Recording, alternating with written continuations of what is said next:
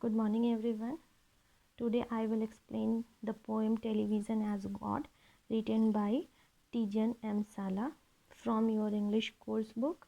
तो आज हम लोग टेलीविज़न एज गॉड पोइट्री जो है वो पढ़ेंगे, जो आपके इंग्लिश कोर्स बुक से लिया गया है, जिसको किसने लिखा है? टीजन एम साला ने. ओके, तो no first of all we will discuss about the title Television as God. Here we see television is compared with God. हम लोग क्या देख रहे हैं कि टेलीविज़न को यहाँ पे कंपेयर किया गया है किससे? गॉड से. तो देख सकते हैं. अब इसका रीज़न क्या है? पोएट जो है यहाँ पे टेलीविज़न को कंपेयर किया है गॉड से. क्यों? Because television has a power to manipulate and transform people's mind. Television क्या है यहाँ पे क्यों कंपेयर किया गया है? क्योंकि टेलीविज़न के पास जो है वो पावर होता है कि वो लोगों के माइंड को आसानी से बहुत ही इजी वे में मैनिपुलेट कर सकता है. ओके, तो अब हम लोग क्या देखेंगे यहाँ पे? Poetry. In America, television is a special god with its priest and priestess. No one has time for conversation or for each other. Television works in the remote and crania of every high class pleaser. यहाँ word meaning भी लिखा हुआ है. ठीक है, अब क्या दिखाया है? कहाँ की बात है ये? अमेरिका की. पोएट बता रहा है कि अमेरिका में टेलीविज़न को किस तरह से देखा जाता है?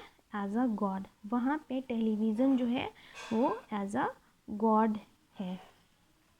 जहाँ पे क्या होता है, और सारे जितने सारे जिस तरह से गॉड के क्या होते हैं? प्रिस्ट और प्रिस्टेस, यानी कि पुजारी होते हैं. उसी तरह से यहाँ पे क्या दिखाया है कि ये जो लोग हैं जो कंटिन्यू जो है वो वॉच करते हैं टेलीविज़न को, वो उसके क्या बन गए हैं? यानी कि पुजारी बन गए हैं. प्रिस्ट और प्रिस्टेस बन गए हैं.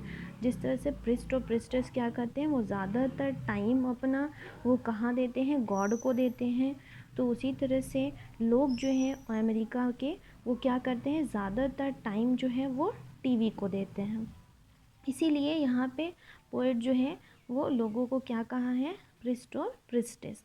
No one has time for conversation और फॉर ईच अदर. यहाँ पे बता रहे कि किसी के पास जो है वो टाइम नहीं होता है एक दूसरे को देने के लिए, एक दूसरे से बातचीत करने के लिए. वो किसी के पास टाइम नहीं होता है. तो वो ज़्यादातर टाइम जो है वो टेलीविज़न को देते हैं. वो टेलीविज़न देखते रहते हैं और उनके पास टाइम नहीं होता है एक दूसरे से बात करने का. इनफैक्ट क्या बताता है? Television is the source of happiness and it controls their mind. That means television works in the remote in crania of every high class pleasures. यहाँ प्लेजर्स मीन्स क्या होता है? हैप्पीनेस. एंड यहाँ पे क्रैनिया मीन्स क्या होता है? Bone inside our head. ठीक है, तो जो सर के अंदर जो बोन होता है उसको यहाँ पे क्रैनिया कहा गया है. तो क्या बता रहे हैं कि टेलीविज़न जो होता है वो उनके मेन सोर्स होता है उनके हैप्पीनेस का, और वो कंट्रोल करता है उनके माइंड को.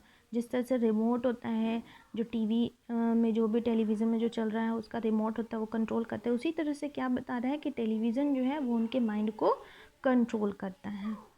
And the daisies by my apartment window tall yellow as a finger of the sun.